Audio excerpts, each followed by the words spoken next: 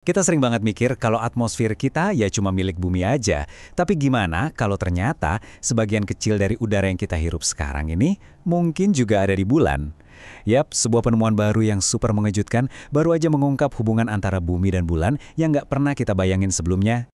Kedengarannya emang kayak fiksi ilmiah ya kan? Tapi para ilmuwan sekarang beneran lagi mencoba menjawab pertanyaan ini. Dan mereka nemuin petunjuk di tempat yang paling nggak terduga. Debu bulan yang dibawa pulang puluhan tahun lalu oleh para astronot.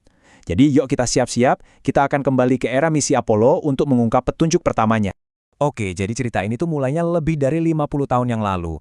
Waktu astronot Apollo kembali ke bumi, mereka nggak cuma bawa batu loh, tapi juga sebuah misteri yang bikin para ilmuwan garuk-garuk kepala selama puluhan tahun.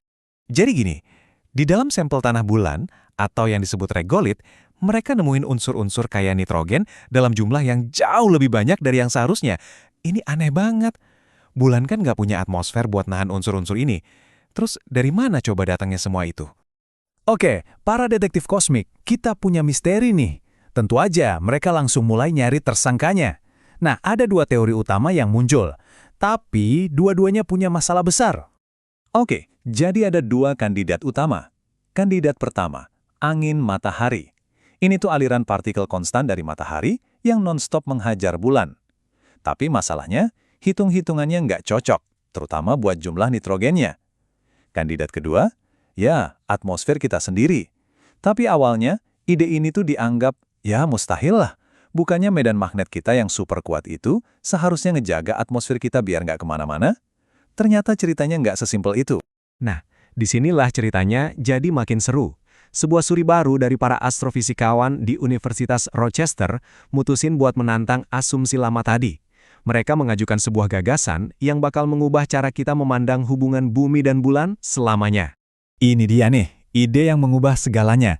Gimana kalau medan magnet bumi yang selama ini kita anggap sebagai perisai pelindung, ternyata fungsinya justru sebagai jembatan. Sebuah jalur transportasi langsung dari atmosfer kita ke permukaan bulan. Sebelum lanjut, kita perlu paham satu hal penting, magnetosfer. Bayangin aja ini kayak gelembung magnet raksasa yang melindungi bumi.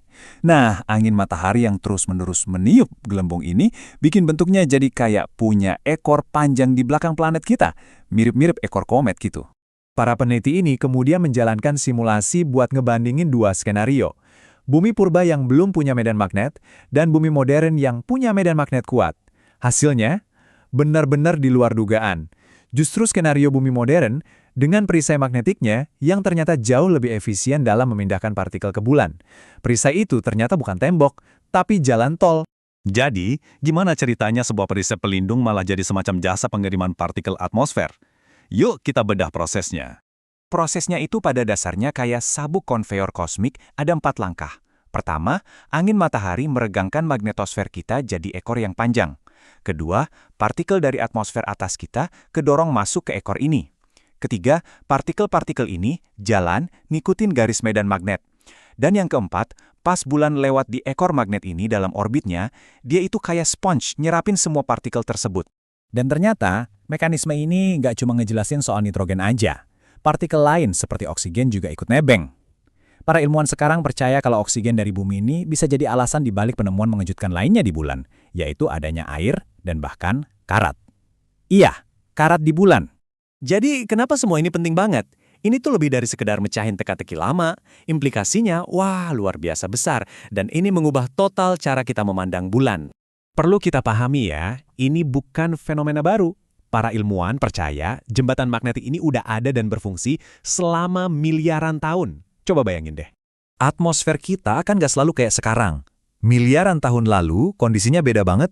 Dan selama semua perubahan dramatis itu, dari munculnya oksigen sampai peristiwa kepunahan massal, bulan ternyata diam-diam ngumpulin sampelnya. Setiap lapisan debu di bulan itu ibaratnya foto kimiawi atmosfer bumi di zaman yang berbeda. Para penelitinya sendiri yang nyimpulin dengan paling pas. Mereka menulis bahwa bulan itu pada dasarnya adalah sebuah kapsul waktu. Jadi, bulan bukan cuma bongkahan batu mati, tapi sebuah arsip yang nyimpen sejarah planet kita sendiri, yang nunggu buat kita baca. Nah, ini membawa kita ke pertanyaan terakhir yang luar biasa. Dengan mempelajari catatan atmosfer yang tersimpan di bulan, kita nggak cuma belajar tentang masa lalu, tentang gimana kehidupan muncul, atau gimana iklim berubah, kita mungkin juga bisa menemukan petunjuk tentang masa depan kita sendiri. Rahasia yang terkunci di dalam debu bulan bisa jadi adalah kunci untuk memahami rumah kita dengan cara yang belum pernah kita duga sama sekali.